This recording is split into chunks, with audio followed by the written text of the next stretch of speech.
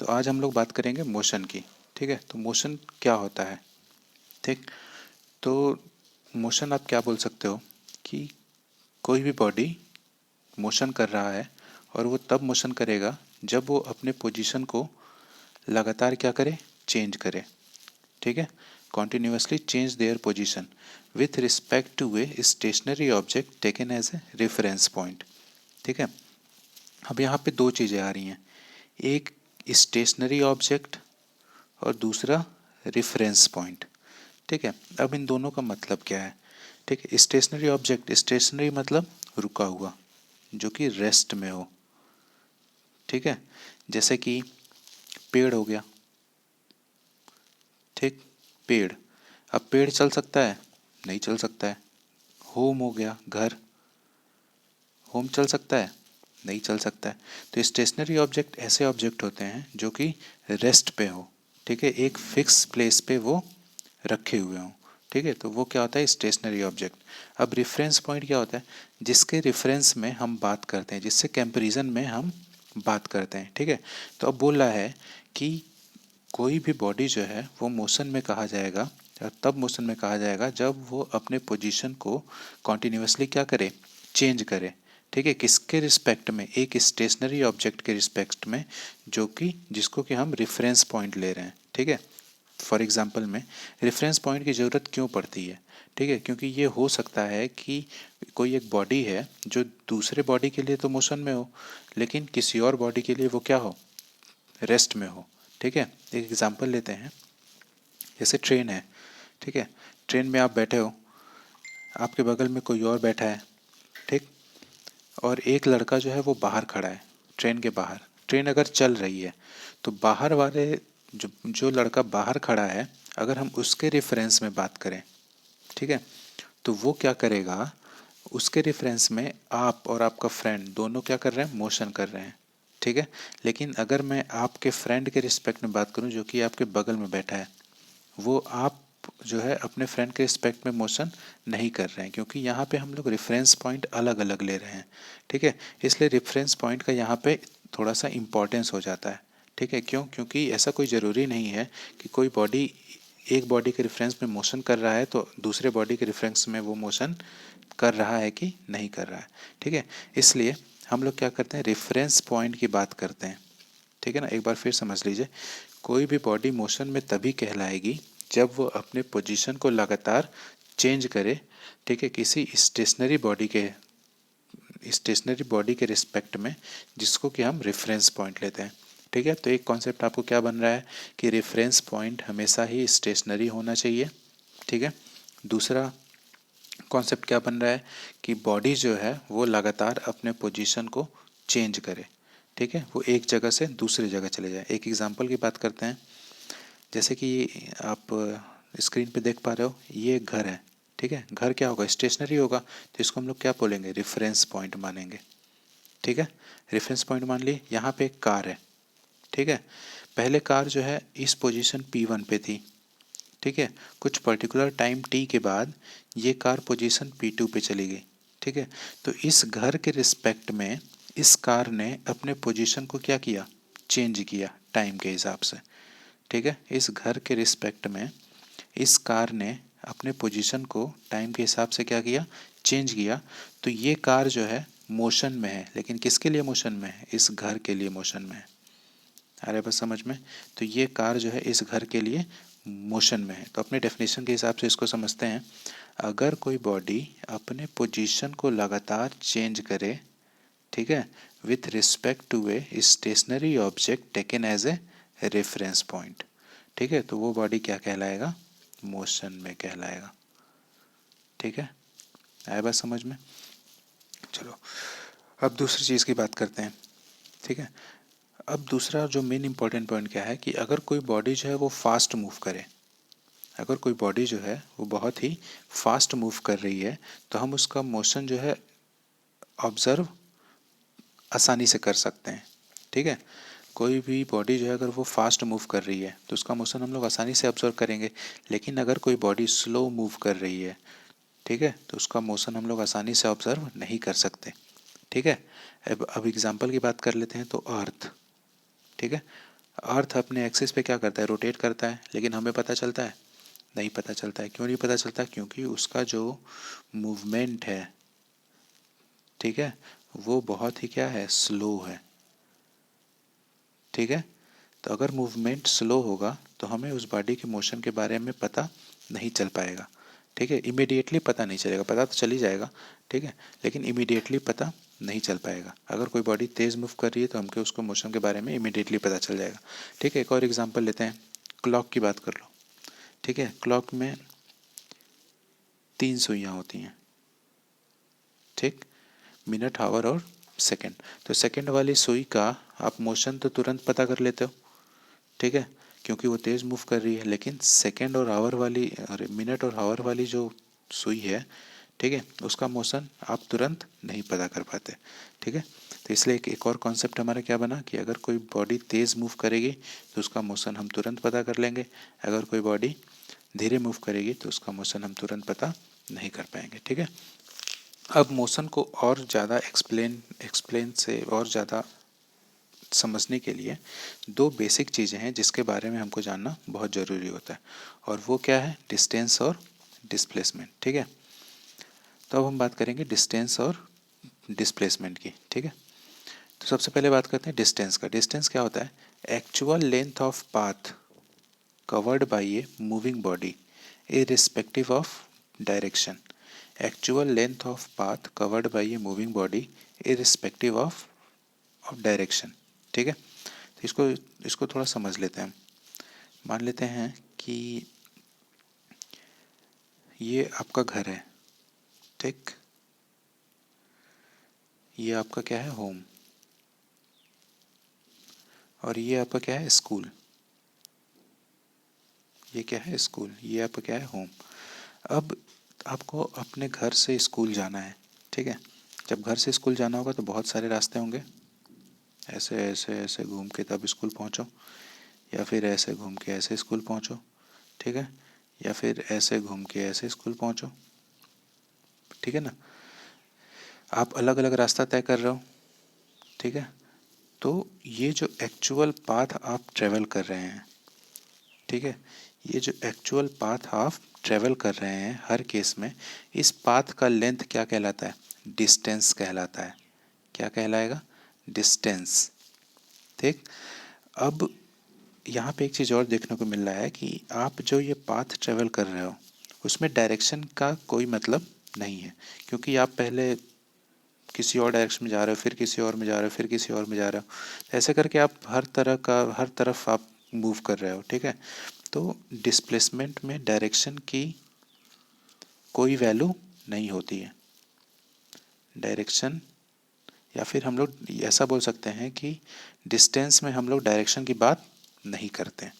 ठीक है, तो फिर डिस्टेंस का डेफिनेशन क्या बनेगा, the length of actual path travel by a body, the length of actual path travel by a body irrespective of direction, irrespective of direction. ठीक है, the length of actual path travel by a body irrespective of direction. ठीक है ना, उस पर direction को पे depend नहीं करता है। ठीक है, अगर हम डिस्टेंस की बात करें, ठीक है, तो देखो डिस्टेंस, ये तो डिस्टेंस की बात होगी। अगर हम डिस्प्लेसमेंट की बात करते हैं तो जहाँ से आप स्टार्ट कर रहे हो, मतलब अपने घर से चलना स्टार्ट कर रहे हो, तो वो हमारा क्या हो जाएगा, इनिशियल पॉइंट। जहाँ पे आप ख़त्म कर रहे हो, मतलब अपने स्कूल पे ख़त्म कर रहे हो, तो वो हो जाएगा फाइनल पॉइंट। ठीक है, इनिशियल पॉइंट और फाइनल पॉइंट। अब देखो इनिशियल पॉइंट और फाइनल पॉइंट के बीच की जो सबसे शॉर्टेस्ट डिस्टेंस होती है, क्या, शॉर्टेस्ट डिस्टेंस। ठीक है, इनिशियल पॉइंट और फाइनल पॉइंट के बीच की जो सबसे शॉर्टेस्ट डिस्टेंस होगी वही हमारा क्या कहलाएगा, डिस्प्लेसमेंट कहलाएगा। ठीक है, इनिशियल और फाइनल के बीच की जो सबसे शॉर्टेस्ट डिस्टेंस होगी वही हमारा क्या कहलाएगा, डिस्प्लेसमेंट कहलाएगा। अब देखो तुम्हारे घर से और तुम्हारे स्कूल तक के बीच की सबसे छोटी दूरी क्या होगी, ये स्ट्रेट लाइन होगी। ठीक, तुम्हारे घर से तुम्हारे स्कूल की बीच की सबसे छोटी दूरी क्या होगी, ये स्ट्रेट लाइन होगी। ठीक है। तो एक बात हमेशा ध्यान ध्यान रखिएगा आप लोग कि कभी भी हम शॉर्टेस्ट डिस्टेंस की बात करेंगे तो हमेशा ही कैसा होगा, स्ट्रेट लाइन में होगा। ठीक है, कभी भी इनिशियल और फाइनल के बीच के शॉर्टेस्ट डिस्टेंस की बात करेंगे तो वो हमेशा ही क्या होगा, स्ट्रेट लाइन होगा। और जब स्ट्रेट लाइन हम ड्रॉ करते हैं तो इसके साथ एक स्पेसिफिक डायरेक्शन भी होता है, स्पेसिफिक डायरेक्शन भी होता है स्ट्रेट लाइन के साथ। ठीक है, इसलिए हम डिस्प्लेसमेंट में क्या लेते हैं, डायरेक्शन लेते हैं, क्योंकि डिस्प्लेसमेंट हमेशा ही स्ट्रेट लाइन में होगा। ठीक है, और डिस्टेंस के साथ हम लोग डायरेक्शन नहीं लेते थे। आ रहा है बस समझ में। तो अब डिस्टेंस और डिस्प्लेसमेंट का हमारा डेफिनेशन क्या बनेगा, देखिए डिस्टेंस का डेफिनेशन क्या बना, actual path covered by a body irrespective of direction, उस वो डायरेक्शन के ऊपर डिपेंड नहीं करता है। ठीक है, और डिस्प्लेसमेंट का डेफिनेशन क्या बना, the shortest distance between initial position and final position of the body. ठीक है, the shortest distance between initial and final position of the body is known as displacement. उसको हम लोग क्या बोलते हैं, डिस्प्लेसमेंट बोलते हैं। इनिशियल और फाइनल के बीच की सबसे छोटी दूरी क्या कहलाती है, डिस्प्लेसमेंट कहलाती है। डिस्प्लेसमेंट हमेशा ही स्ट्रेट लाइन में होगा और इसके साथ एक स्पेसिफिक डायरेक्शन होगी। ठीक है, जबकि डिस्टेंस जो है वो स्ट्रेट लाइन में हो भी सकता है और नहीं भी हो सकता है। ठीक है, और उसके साथ कोई एक स्पेसिफिक डायरेक्शन नहीं होता है। ठीक है, चलो फिर अब आगे बढ़ते हैं। अब बात करते हैं स्केलर और वेक्टर क्वांटिटी। ठीक है, स्केलर और वेक्टर क्वांटिटी ये क्या होती है भाई। अब स्केलर और वेक्टर क्वांटिटी, तो स्केलर क्वांटिटी क्या होती है, स्केलर क्वांटिटी एक ऐसी फिजिकल क्वांटिटी होती है जिसके पास केवल मैग्नीट्यूड होता है। क्या होता है, मैग्नीट्यूड। ठीक है, स्केलर क्वांटिटी एक ऐसी फिजिकल क्वांटिटी होती है जिसके पास केवल मैग्नीट्यूड होता है।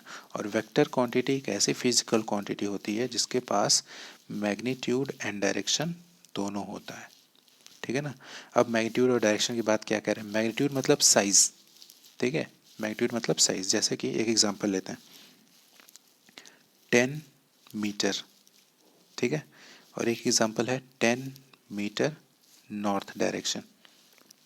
अरे बात सुन में, अगर तुमसे पहचानने के लिए कहा जाए कि इसमें डिस्टेंस कौन सा है और डिस्प्लेसमेंट कौन सा है, ठीक है, तो आप क्या कहोगे कि ये जो 10 मीटर वाला है वो डिस्टेंस है। क्यों, क्योंकि इसमें डायरेक्शन नहीं दिया हुआ है ना, इसमें डायरेक्शन नहीं दिया हुआ है। तो आप 10 मीटर किधर भी चल सकते हो, इधर भी जा सकते हो, इधर भी जा सकते हो, ऐसे चल के ऐसे भी चल सकते हो। ठीक है, तो ये डायरेक्शन के ऊपर डिपेंड नहीं कर रहा है। ठीक है, तो ये हमारा क्या हो जाएगा, डिस्टेंस हो जाएगा। और इसके पास केवल मैग्नीट्यूड है, मैग्नीट्यूड मतलब साइज है केवल। ठीक है, तो ये कौन सी क्वांटिटी हो जाएगी, स्केलर क्वांटिटी। और इसमें देखो 10 मीटर नॉर्थ डायरेक्शन में आपको बोल दिया कि आपको किधर चलना है, नॉर्थ में ही जाना है।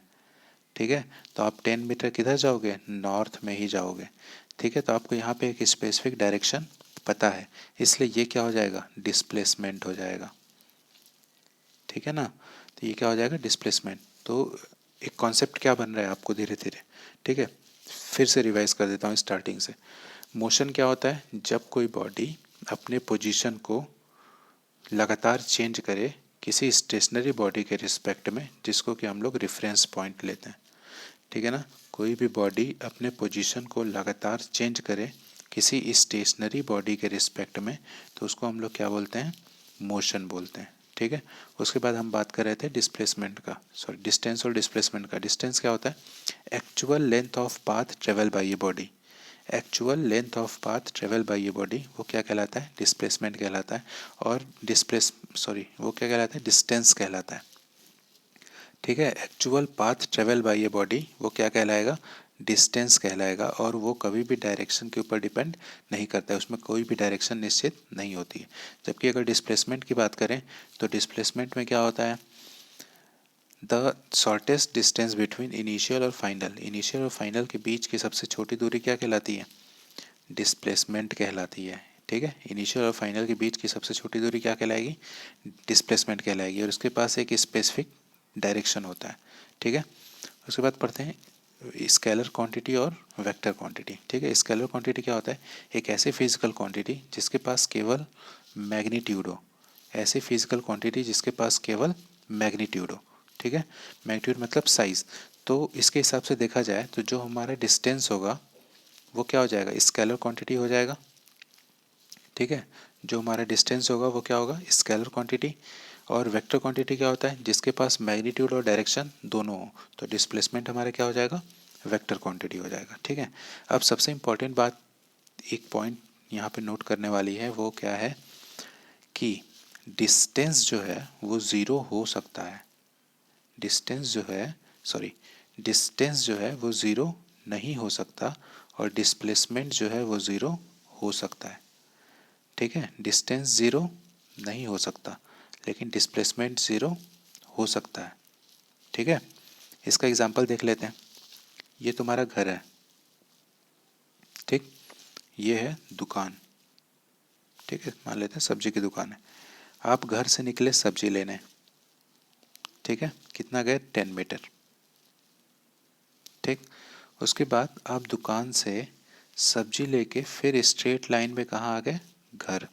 फिर कितना चले, 10 मीटर। ठीक है, आप,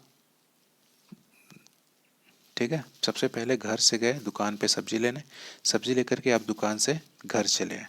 ठीक, अब आपसे पूछा जाए इस केस में कि बताइए डिस्टेंस एंड डिस्प्लेसमेंट कितना होगा, डिस्टेंस और डिस्प्लेसमेंट कितना होगा। ठीक है, डिस्टेंस और डिस्प्लेसमेंट कितना होगा। तो अब देखो, ये हमारा क्या है, इनिशियल पॉइंट। ये हमारा क्या है, इनिशियल पॉइंट। ये हमारा क्या है, फाइनल पॉइंट। ठीक है ना। अब डिस्टेंस क्या होता है, total length of path travel by a body. Total length of path travel by a body मतलब जी से हमने स्टार्ट किया, कहाँ गए, 10 मीटर। फिर यहाँ से घर पे आए कितना, 10 मीटर। तो टोटल कितना चले, 10 + 10 कितना, 20 मीटर। ठीक, तो हमारा डिस्टेंस कितना हो गया, 20 मीटर। ठीक है, लेकिन अगर डिस्प्लेसमेंट की बात करें तो डिस्प्लेसमेंट क्या होता था, इनिशियल और फाइनल, सॉरी, ये हमारा फाइनल पॉइंट नहीं है। ठीक है, एक बात ध्यान देना, अगर ये फाइनल पॉइंट होता, अगर तुम जा करके दुकान पर ही रुक जाते, ठीक है, अगर आप जा करके दुकान पर ही रुक जाते तो इस केस में आपका डिस्प्लेसमेंट कितना होता, 10 मीटर। ठीक है, अगर मान लो ये ईस्ट डायरेक्शन है, ठीक है, तो 10 मीटर ईस्ट, ये आपका क्या हो जाता, डिस्प्लेसमेंट हो जाता। ठीक, लेकिन आप यहाँ दुकान पे नहीं रुक रहे हो, आप घर से दुकान पे जा रहे हो और दुकान से घर पे आ जा रहे हो। ठीक है, तो आप घर से शुरू किए तो इनिशियल पॉइंट यही हुआ, और आप घर पे ही आके ख़त्म कर रहे हैं। ठीक है, तो फाइनल पॉइंट भी यही होगा। ठीक है, इनिशियल पॉइंट और फाइनल पॉइंट क्या हो गए, सेम हो गए। जब इनिशियल पॉइंट और फाइनल पॉइंट सेम हो गए तो इसका मतलब इन दोनों के बीच की दूरी क्या हो जाएगी, ज़ीरो। इन दोनों के बीच की दूरी क्या हो जाएगी, ज़ीरो। तो इसलिए ये कहा गया है, ये एक्सपेरिमेंटली पाया गया कि डिस्टेंस जो है वो ज़ीरो नहीं हो सकता, डिस्टेंस कभी भी ज़ीरो नहीं होगा, और डिस्प्लेसमेंट जो है वो ज़ीरो हो सकता है। ठीक है, डिस्टेंस कभी भी ज़ीरो नहीं होगा और डिस्प्लेसमेंट ज़ीरो हो सकता है। ठीक है, क्लास समझ में आ रहा है। ठीक है, आज के क्लास में इतना ही। अब अगले क्लास में हम लोग डिस्कस करेंगे स्पीड, वेलोसिटी और एक्सेलरेशन के बारे में। ठीक है, तो आज के क्लास के लिए इतना ही, धन्यवाद।